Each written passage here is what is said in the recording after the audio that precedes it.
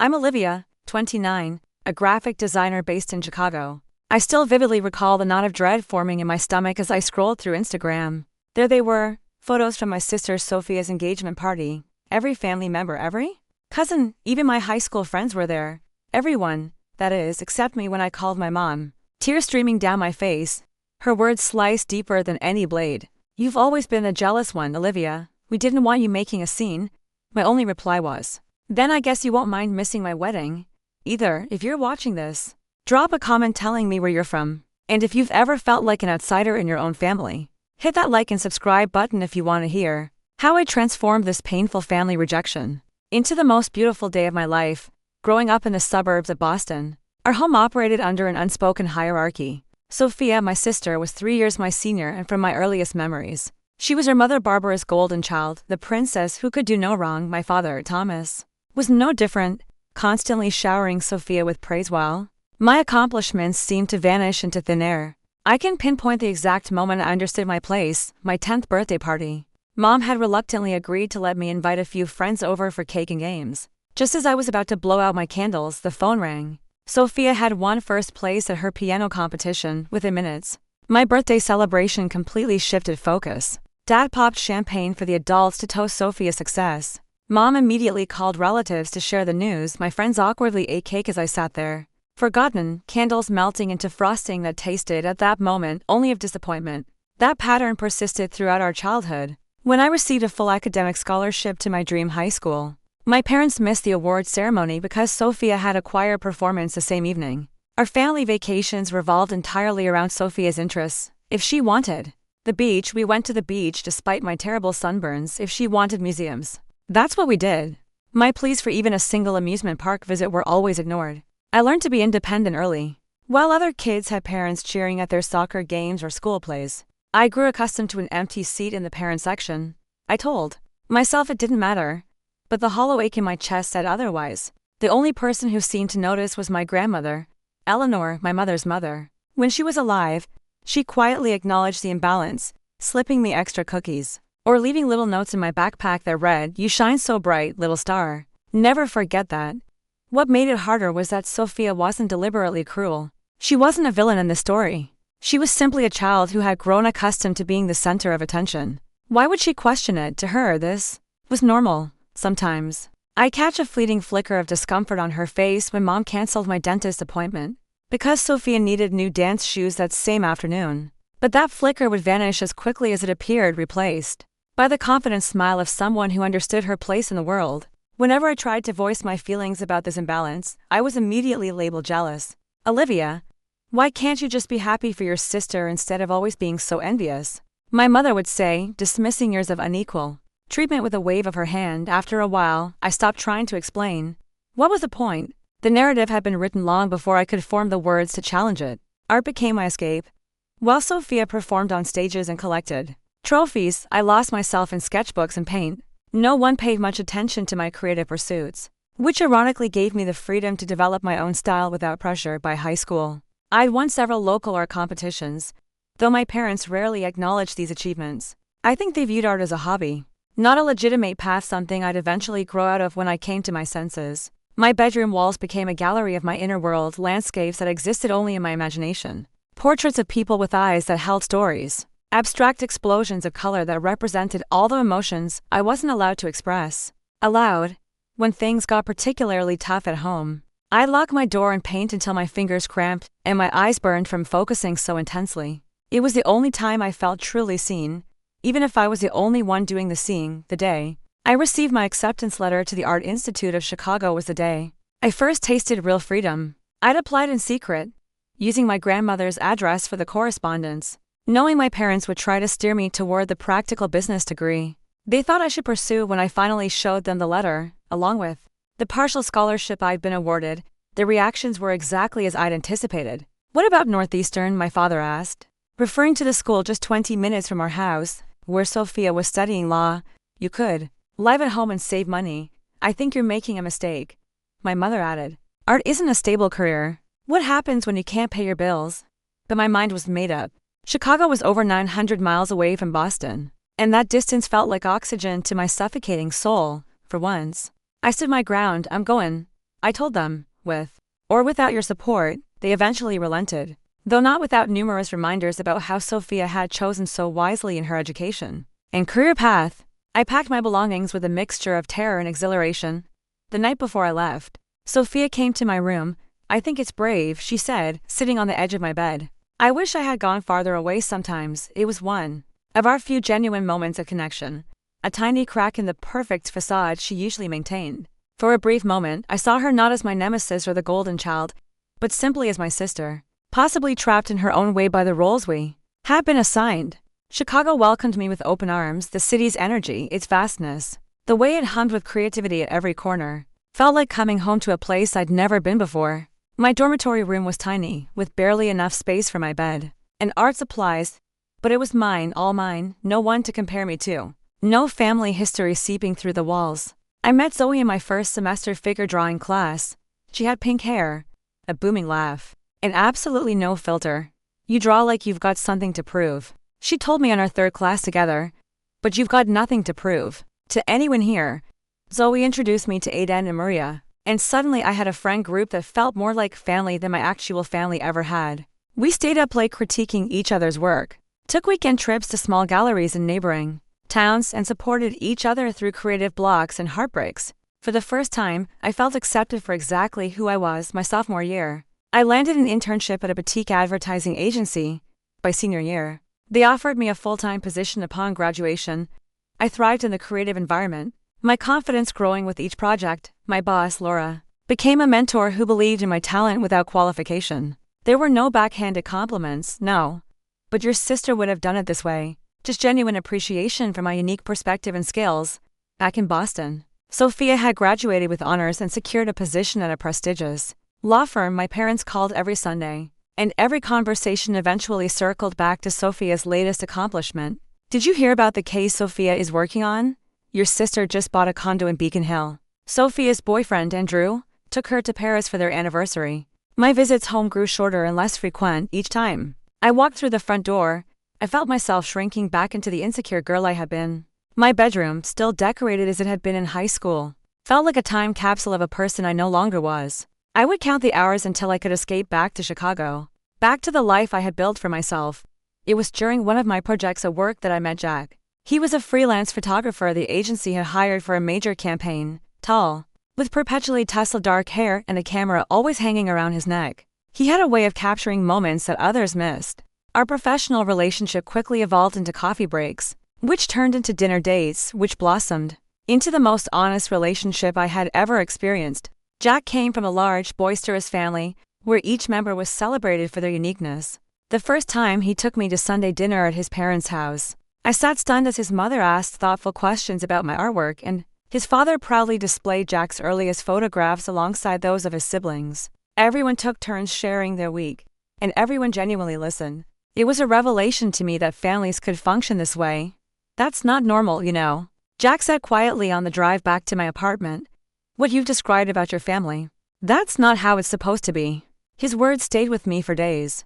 Could it be that the problem wasn't me being overly sensitive or jealous? Could it be that the dynamic itself was flawed? Meanwhile, Sophia had started dating Andrew seriously. He was exactly the type of person our parents would approve of, from his Ivy League education to his family's social standing. My mother called with increasing frequency to update me on their relationship, dropping not-so-subtle hints about engagements and how I should visit more often, because big things were happening. During one rare weekend when Sophia was in Chicago for a law conference, we met for brunch. The conversation was stiff at first, revolving around safe topics like the weather and her hotel accommodations. But as we worked our way through mimosas, something shifted. "Do you remember when Grandma Eleanor used to sneak you art supplies?" Sophia asked suddenly. I nearly choked on my drink. "You knew about that?" Sophia smiled a little sadly. "I knew a lot of things, Liv. I wasn't completely oblivious for the first time." We talked about our childhood from both perspectives. She admitted to sometimes feeling suffocated by our parents' expectations, how the pedestal they put her on was precarious and terrifying. I shared how invisible I often felt, how I had to leave to find my own worth. We didn't solve anything that day, but it felt like the first honest conversation we had ever had as adults. It was a Tuesday evening in April when my world tilted on its axis once again. I was scrolling through Instagram while waiting for pasta water to boil, my mind half on dinner and half on the project deadline looming the next day. That's when I saw it, a photo posted by my cousin Lily with the caption, "Congrats to the future Mr. and Mrs. Taylor. Such a beautiful engagement. Celebration." The image showed a decorated private dining room at Bella Luna, the Italian restaurant our family had gone to for every special occasion throughout my childhood. There was Sophia radiant in a pale blue dress, her hand resting on Andrew's arm. As they both beamed at the camera, behind them stood my parents, glasses raised in a toast. And surrounding them were aunts, uncles, cousins, family, friends, and even some of my high school classmates who had remained close with Sophia. My phone slipped from my fingers, clattering onto the kitchen counter. The water on the stove boiled over, hissing as it hit the burner. But I couldn't move. I felt like I had been punched in the stomach, all the air suddenly gone from my lungs. An engagement party for my only sister, and I hadn't even known it was happening, let alone been invited with trembling hands. I picked up my phone again and scrolled through more photos. From the event, there was my aunt, Catherine, who had sent me a birthday card just last week with no mention of any upcoming celebration. There was my father's brother, Uncle David, and his wife, who had always claimed to love both their nieces equally. Even my mother's book club ladies, who had known me since I was in diapers, were all smiles in the background. Before I could think better of it, I was dialing my mother's number. She answered on the third ring. Her voice cautious. "Olivia, this is a surprise. Is everything okay?" "I saw the photos," I said, my voice barely above a whisper, "of Sophia's engagement party at Bella Luna." A long pause followed, when she finally spoke. Her tone had changed defensive now. "Oh, that's all you have to say? Oh, that?" I could feel tears burning behind my eyes, but I refused to let them fall. My own sister got engaged, had a whole celebration, and no one thought to even tell me, let alone invite me. "Look, Olivia," my mother sighed as if I was being unreasonable. "It was a small gathering, very last minute." I scrolled through the photos again.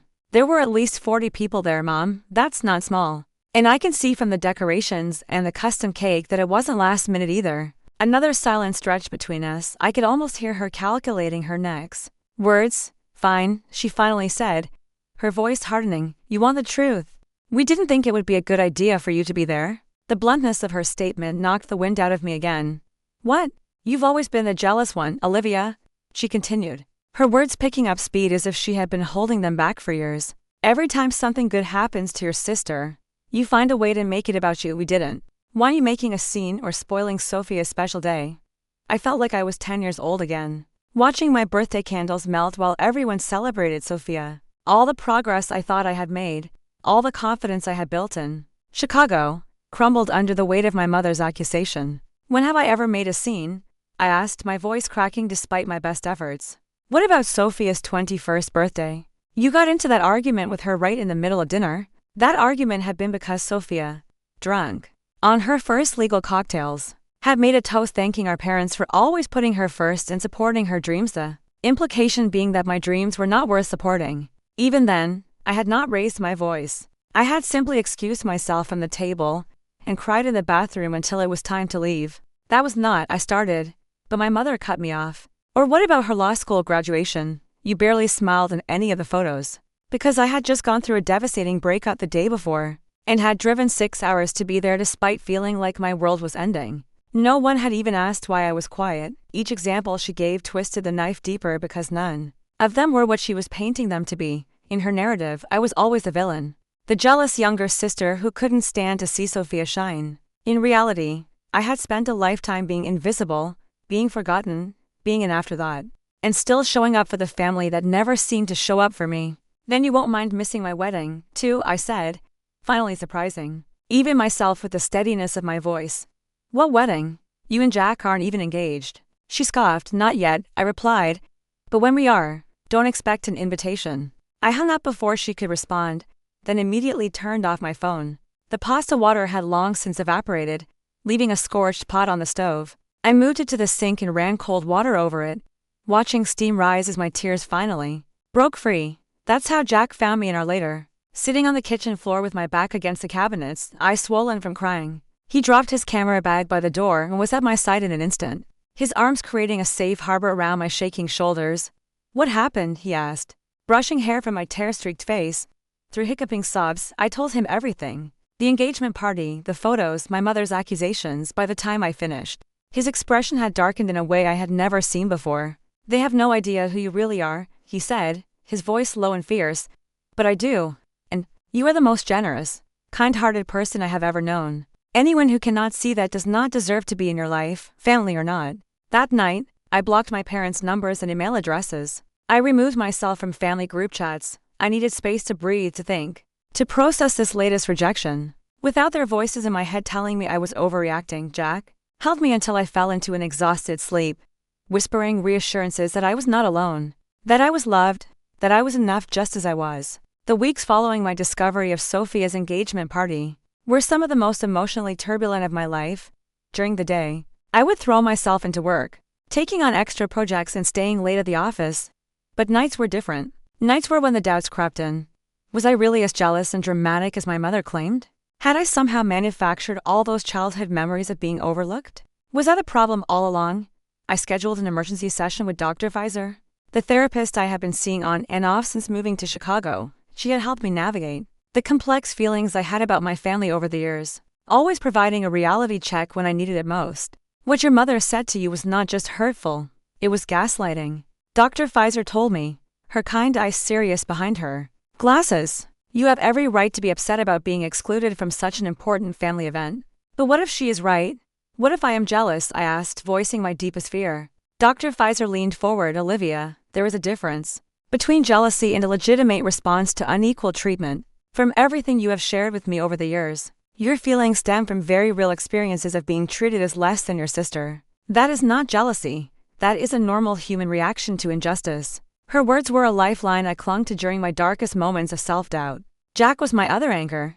He seemed to intuitively understand when I needed to talk and when I needed distraction. He would bring home my favorite takeout on bad days or suggest midnight walks along Lake Michigan when my thoughts became too loud to sleep through.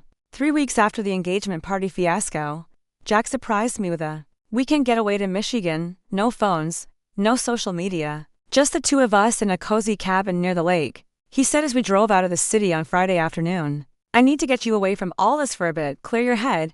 The cabin was charming, with a stone fireplace and windows that looked out onto the water. We spent Saturday hiking through a spring forest, the emerging wildflowers and budding trees, a reminder that even after the harshest winters, renewal was possible. That evening, as the sun began to set over the lake, Jack suggested a walk along the shore. The air was cool, but not cold, the sky painted in strokes of orange and pink. We were the only ones on this stretch of beach, the sound of gentle waves providing a soothing backdrop to our conversation. I've been thinking a lot about family lately, Jack said as we walked hand in hand, about what makes a real family. I glanced at him, curious about this philosophical turn. And what conclusions have you reached? He stopped walking, turning to face me. That family is not just about blood, it's about who shows up for you, who sees you for who you really are and loves you anyway, who celebrates your victories and helps you through your defeats without keeping score. My heart swelled at his words, so perfectly articulating what I had been feeling. Yes, exactly. That's what I found with you, with Zoe, with our friends here. Jack smiled, a mixture of nervousness and determination crossing his face. And that's what I want to build with you for the rest of our lives. Before I could fully process what was happening, he was down on one knee, pulling a small velvet box from his jacket pocket. The last light of the setting sun caught the diamond as he opened it, sending prisms of light dancing across his earnest face. Olivia, you are the bravest, most resilient person I know. You have taught me what real strength looks like. Will you marry me? Tears sprang to my eyes, but unlike the painful ones I had shed so recently, these were filled with joy. Yes, I whispered, then louder, yes, as he slipped the ring onto my finger, a perfect fit. I felt a sense of rightness settle over me. This was what unconditional love felt like. This was what being chosen felt like. We returned to Chicago on Sunday evening, greeted by a surprise mini-engagement party organized by Zoe, who had somehow guessed Jack's intentions before we left. Our small apartment was filled with friends, champagne, and genuine celebration. Of our happiness, no comparisons, no backhanded compliments, just pure joy. The high of our engagement carried me through the following days. As we began to discuss wedding plans, Jack suggested a small ceremony in the botanical garden, where we had spent many Sunday afternoons. I loved the idea of being surrounded by life and growth. As we started this new chapter, we talked about dates, guest lists, colors, all the details that would make the day uniquely ours. But there was an elephant in the room. We eventually had to address my family. Jack broached the subject carefully one evening as we looked through potential venues online. Have you thought about whether you want to invite your parents or Sophia? He asked, his tone neutral, giving me space to think without pressure. I closed the laptop and sighed. The truth was, I had been thinking about little else. Part of me, the wounded child who still longed for their approval, wanted to extend an olive branch. Maybe this could be a fresh start. Maybe seeing me truly happy would help them understand me better.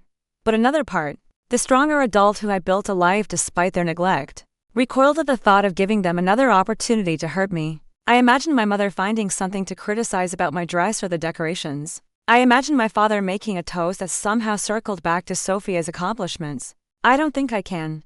I finally said, I can't spend my wedding day walking on eggshells, wondering when the next slight will come. I want to be fully present, fully happy. Jack nodded, pulling me into a hug. Then that's what we will do. Your happiness comes first, especially on that day. So, we created a guest list that included Jack's large, loving family and our tight-knit circle of friends. No parents, no sister, no extended family who had sat smiling at the engagement party, to which I had not been invited. Still, I had trouble sleeping in the weeks that followed. I would lie awake wondering if I was making a terrible mistake. Was I being petty? Would I regret this decision years from now? What would I tell our future children about why they didn't know their maternal grandparents or aunt? Meeting Jack's family again, this time as his fiancée, brought these questions into sharper focus. His mother hugged me tight when she saw the ring, tears in her eyes as she welcomed me officially to the family. His father clapped me on the shoulder and said, "About time he locked you down. We've been hoping for this since the first time he brought you home." His siblings immediately began planning a bridal shower, arguing good-naturedly about themes and games. I sat in the middle of this warm chaos, simultaneously grateful and aching. This was what family could be, should be, the contrast between their unconditional acceptance and my own family's conditional love was stark and painful. That night in the guest room of Jack's childhood home, I cried silent tears into my pillow. Not because I was sad about marrying Jack, that was the one thing I was absolutely certain about. I cried for the little girl who had never known this kind of belonging. I cried for the family relationships I had never had and now might never have. I cried because even on the cusp of creating my own family, the wounds of my first family still had the power to make me bleed. I was in the middle of a client meeting when my phone buzzed with a call from a number I hadn't seen in years, my Aunt Elaine, my mother's younger sister. I let it go to voicemail, focusing on the presentation I was giving. But my mind kept wandering to what she could possibly want. Aunt Elaine had always been kind to me, more balanced in her attention between Sophia and me than my parents ever were. But she had also been at the engagement party. I had seen her in the photos, champagne glass in hand, seemingly part of the conspiracy of silence. The voicemail she left was brief but intriguing. "Olivia, honey, I heard a rumor you're engaged. I'd love to see you and catch up. I'm actually going to be in Chicago next week for a conference. Coffee?" I debated ignoring the message. What was the point? She was my mother's sister, after all. Whatever I told her would surely make its way back to Boston.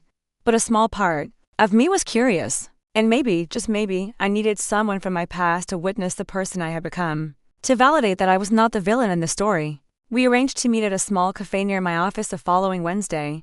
I arrived early, claiming a corner table where I could see the door when Aunt Elaine walked in. I was struck by how much she looked like my mother, only softer somehow, the edges less sharp. She spotted me and broke into a genuine smile that reached her eyes, hurrying over to wrap me in a perfume-scented hug.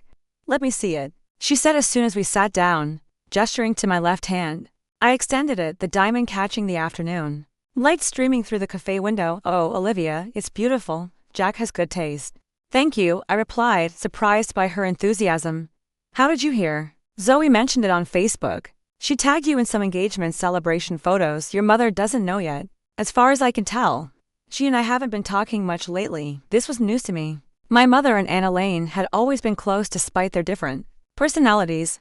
"What happened?" Aunt Elaine sighed, stirring her coffee absently. "Let's just say we had a disagreement about how certain family members are treated. Specifically you." My heart constricted at her words. Had she actually stood up for me? "I know about the engagement party, Olivia," she continued, her eyes sad.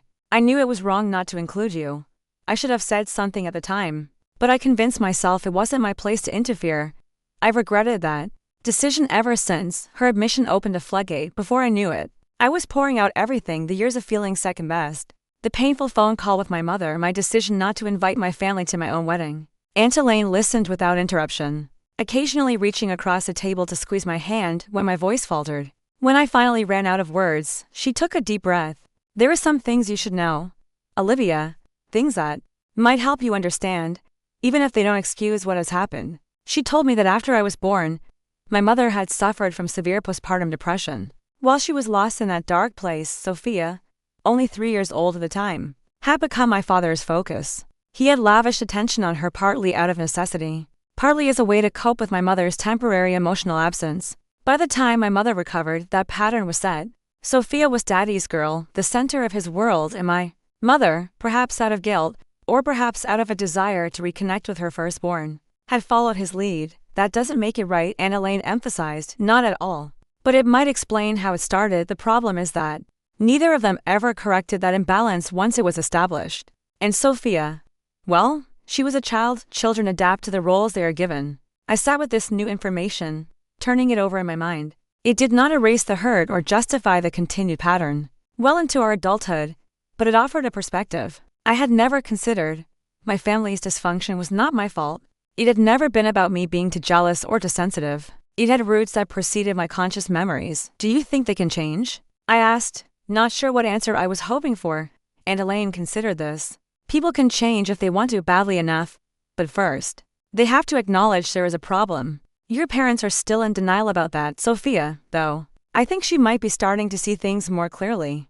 As our coffee grew cold, I made a decision. I reached into my bag and pulled out one of the wedding invitations Jack and I had designed together. We had chosen a simple but elegant card featuring a watercolor painting I had created of the Chicago skyline at sunset. I slid it across the table to my aunt. We would love to have you there, I said, surprising myself with how much I meant it. Tears welled in her eyes as she traced the embossed lettering with her fingertip. I would be honored, she whispered. Truly honored. We parted with another long hug. Promises to stay in touch more regularly. And a weight lifted from my shoulders. I had not forgiven my parents, not yet. But I have found an unexpected ally in my aunt. Someone who saw the truth and was willing to acknowledge it. It felt like a small victory. What I did not anticipate was that Aunt Elaine would accidentally let news of my engagement slip. During a phone call with my mother the very next day, I received a text from her that evening. Olivia, I'm so sorry, Barbara called to ask about my trip to Chicago and I mentioned seeing you. She pressed for details and I mentioned the wedding. I should have been more careful. She knows now. I stared at the message, my stomach knotting with anxiety. The carefully constructed boundary I had created was about to be tested. I showed the text to Jack when he got home from work, unsure how to feel about this development. Maybe this is good, he suggested cautiously. Maybe they need to know what they're missing to understand what they've done. Maybe. I agreed, though I was not convinced, or maybe they will find a way to make this about them too. I did not have to wait long to find out. The next morning, my phone began ringing at 7 a.m. My mother's name flashed on the screen. For several long moments, I stared at my mother's name on the phone screen, my finger hovering over the answer button. Part of me wanted to let it go to voicemail, to maintain the protective distance I had established, but another part, the part that still hoped for resolution despite everything, made me swipe to accept the call. Hello, I said, my voice carefully neutral. The sound that came through the speaker was not what I expected. My mother was crying, her words broken by heaving sobs. Olivia, how could you get engaged and not tell us, your own family? Her tears ignited an anger I had been suppressing for weeks. How could I repeated, my voice rising despite my best efforts to stay calm. How could you exclude me from Sophia's engagement party, and then have the audacity to be upset about me not sharing my news? That's different, she protested, her tone shifting from hurt to defensive. We were protecting Sophia's special day. You always find a way to make things about you. I laughed, a sharp, bitter sound that surprised even me. You know what, Mom? I have spent my entire life trying not to make things about me. I have stepped aside, stayed quiet, made myself small so that Sophia could shine. I was never invited to make anything about me. You're exaggerating, she dismissed. We have always treated you and your sister equally. This blatant rewriting of history pushed me over the edge. I began listing examples, one after another, the forgotten birthdays, the missed performances, the achievements that were never acknowledged, the family vacation centered around Sophia's interests, the way they beamed with pride at her law school graduation, while they had barely attended my college graduation. The engagement party was just the latest in a lifelong pattern. You're remembering things wrong, my mother insisted, though her voice had lost some of its certainty. We have always been supportive of you. Name one time, I challenged. Name one time you put me first or even equal to Sophia. One time you celebrated my accomplishments the way you celebrated hers. The silence that followed was deafening. I could almost hear her searching for an example, anything to prove me wrong. When she finally spoke, she changed tactics entirely. "So this is your revenge? Excluding us from your wedding? Making us find out about your engagement from Elaine?" "This is not revenge," I said, suddenly tired. "This is me protecting myself on what should be one of the happiest days of my life. This is me choosing not to spend my wedding day feeling invisible in my own family." I could hear her crying again, but the tears no longer moved me the way they once would have. Too many of my own tears had been shed with no one to comfort me. "I have to go to work," I said finally. "I have a meeting." "That's it?" she asked, incredulous. "You're just going to hang up? What else is there to say? You don't believe my experiences are real. You don't acknowledge the hurt you have caused. Until that changes, we have nothing more to discuss." I ended the call, my hands shaking, but my resolve stronger than ever.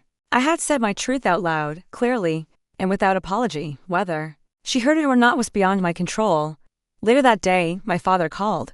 His approach was different, more logical, as if this were a business negotiation rather than a family fracture. "Your mother is devastated, Olivia," he began. "I understand you feel left out sometimes, but this is taking things too far." "Sometimes," I echoed. "Dad, I have felt left out my entire life." He sighed, the sound of a man who believed he was dealing with an irrational person. "Look, we all have our perceptions of childhood. Sophia probably has complaints, too. But as adults, we need to move past these things." "Has Sophia ever complained about being overlooked or forgotten?" I asked, genuinely curious. "Well, no," he admitted. "But that's not the point." "That is exactly the point, Dad. Our experiences were completely different because of how you and Mom treated us differently. And instead of acknowledging that, you are dismissing my feelings again, just like you always have." The conversation went around in circles, with my father attempting to reason away decades of unequal treatment and me standing firmly in my truth. Like my mother, he seemed genuinely bewildered by my perspective, as if I were describing events from an alternate universe rather than the same household we had all inhabited. After my father, it was Sophia's turn. Her call came that evening, her voice tight with anger when I answered. "What the hell, Olivia?" she demanded. "Mom is an absolute wreck because of you. Dad can barely focus on anything. Was that your goal?" I took a deep breath. "Actually, Sophia, my goal was to have a peaceful wedding surrounded by people who truly support me and Jack. That's all." "By excluding your entire family?" she pressed. "Do you have any idea how hurtful that is?" I wanted to yell, to ask her if she had any idea how hurtful it was to discover your only sister's engagement party through Instagram instead. I asked a question that had been burning in me since I saw those photos. "Did you know they didn't invite me to your engagement party?" A pause. "Yes," she admitted finally. "Mom said it would be better that way.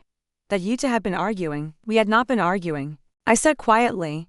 "I had not spoken to Mom in weeks before that party." "And did it not strike you as odd that your only sister was not there for such an important moment?" "I didn't hear the truth," Sophia said, her voice softening slightly.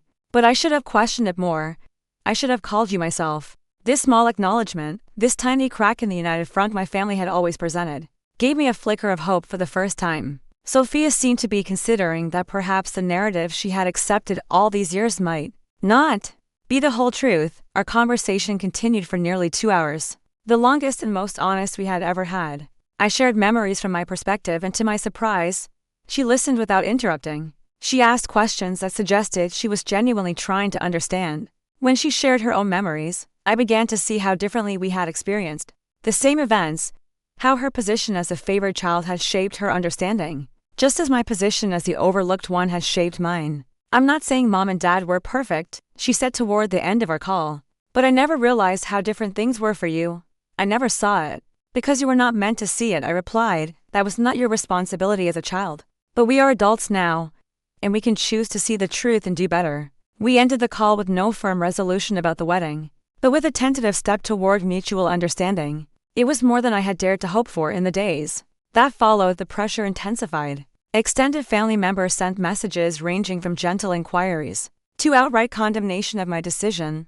Old family friends reached out, urging reconciliation. It seemed my mother had mobilized every connection we had, painting herself as a victim of an ungrateful daughter's cruelty. Jack and his family formed a protective circle around me. His mother called to reassure me that I was making the right choice for my well-being. His father, usually reserved with his emotions, told me gruffly that family was supposed to build you up, not tear you down. And if mine could not do that, then they did not deserve to be at my wedding. Our wedding planning continued despite the family drama. We secured our venue, chose flowers, selected music, Each decision we made centered around what would bring us joy, not what would please others or meet some external standard of what a wedding should be. There was freedom in that, a liberation I had never experienced in family matters before. 3 weeks after our initial confrontation, Sophia called again. This time her tone was different, almost hesitant. "I've been thinking a lot about what you said," she began, "about how different our childhoods were. I talked to Anna Lane, too, and I prompted when she fell silent. And I think you were right." She sighed deeply.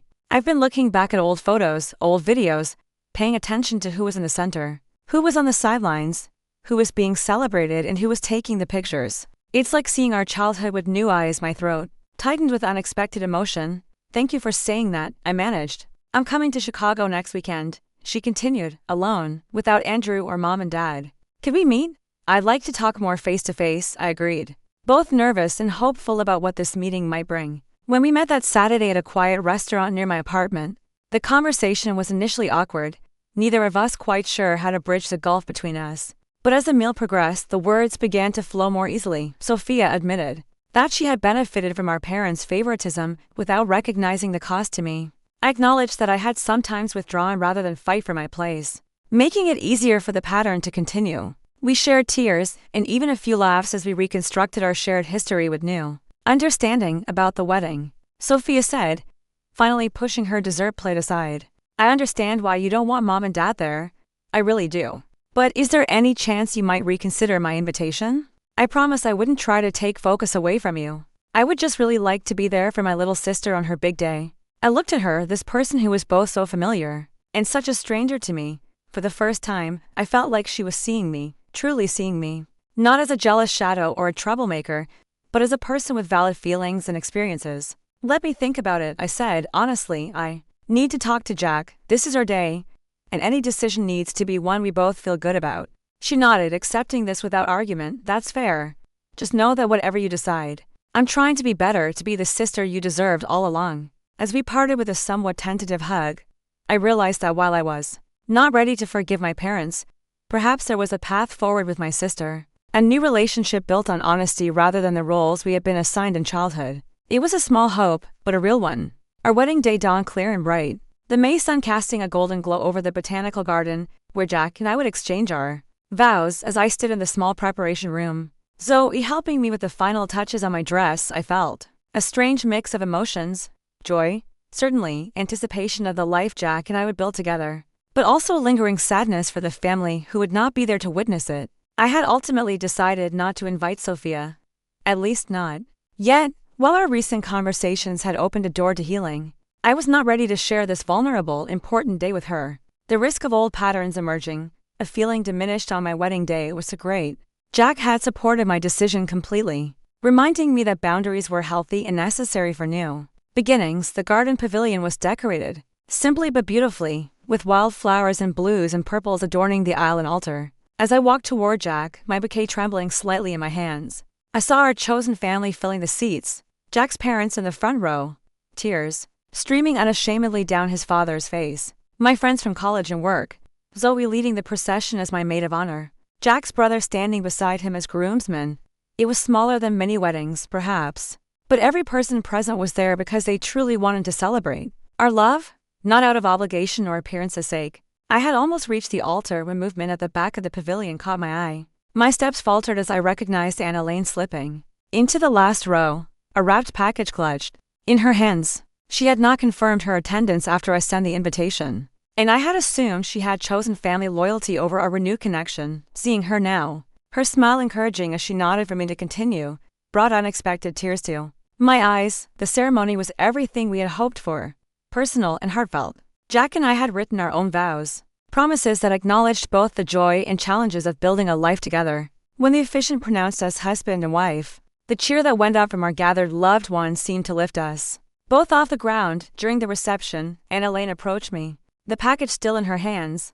"I have something for you," she said, her voice thick with emotion. "From your grandmother, Eleanor." Confused, I unwrapped the gift, to find a wooden box intricately carved with flowers and birds. Inside were dozens of items, drawings I had made as a child, report cards with teachers' comments about my creativity and intelligence, photographs of me at art shows and school events. All carefully preserved. At the bottom of the box was An envelope addressed to me in my grandmother's familiar handwriting, with trembling fingers. I opened it to find a letter dated just a month before she passed away. In it, she wrote of how proud she was of the woman I was becoming. How she had always seen a special light in me that others missed.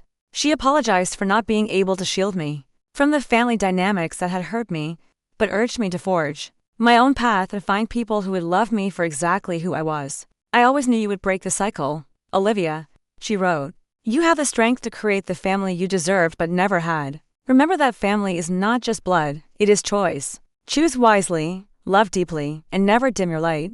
For anyone, tears flowed freely as I showed the letter to Jack, who wrapped his arm around me in silent support. Aunt Elaine explained that my grandmother had given her the box before she died, with instructions to give it to me when I needed it most. She thought my wedding day, this new beginning, was a perfect time. There was something else, Aunt Elaine said hesitantly. She reached into her purse and pulled out another envelope. This is from your mother. She asked me to give it to you.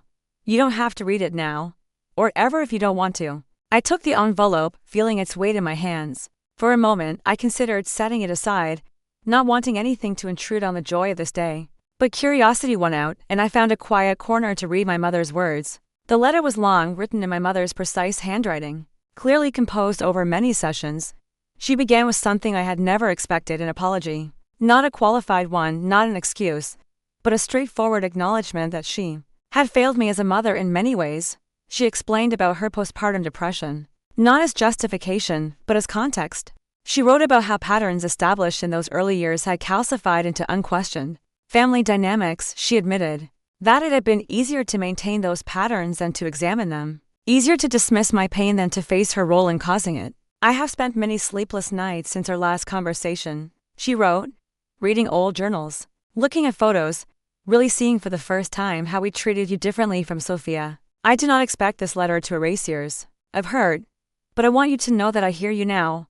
I believe you, and I am deeply, profoundly sorry. She closed by saying she respected my decision about the wedding, that she understood it was a consequence of her own actions. She hoped that someday, if I was willing, we might begin to build a new relationship based on truth and mutual respect, rather than the broken patterns of the past. I rejoined the reception with mixed emotions, showing the letter to Jack, who read it with careful attention. What do you think? He asked when he finished. I'm not sure yet. I admitted it seemed sincere. But words are easy, real change takes time.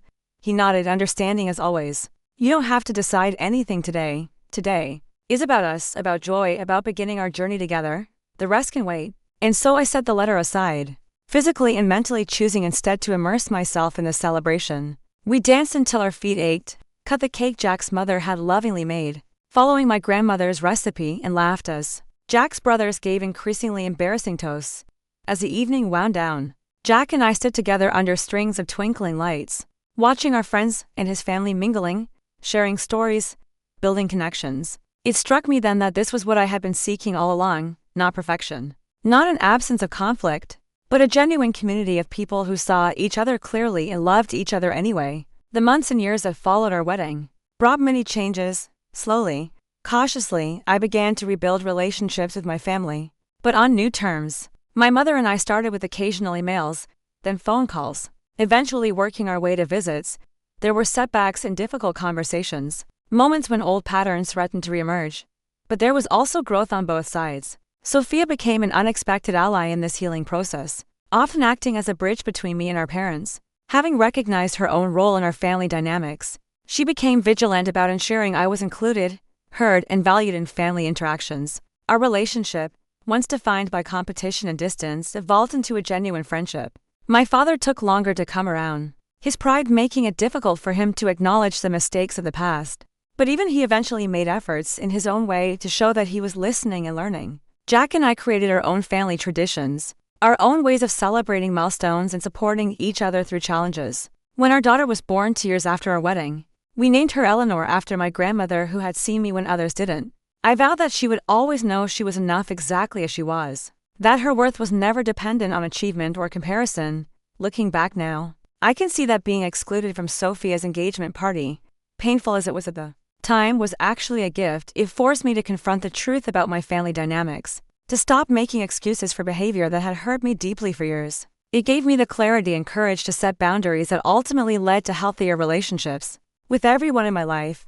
the journey of healing family wounds is never truly complete. There are still moments when an offhand comment from my mother can transport me back to that invisible child.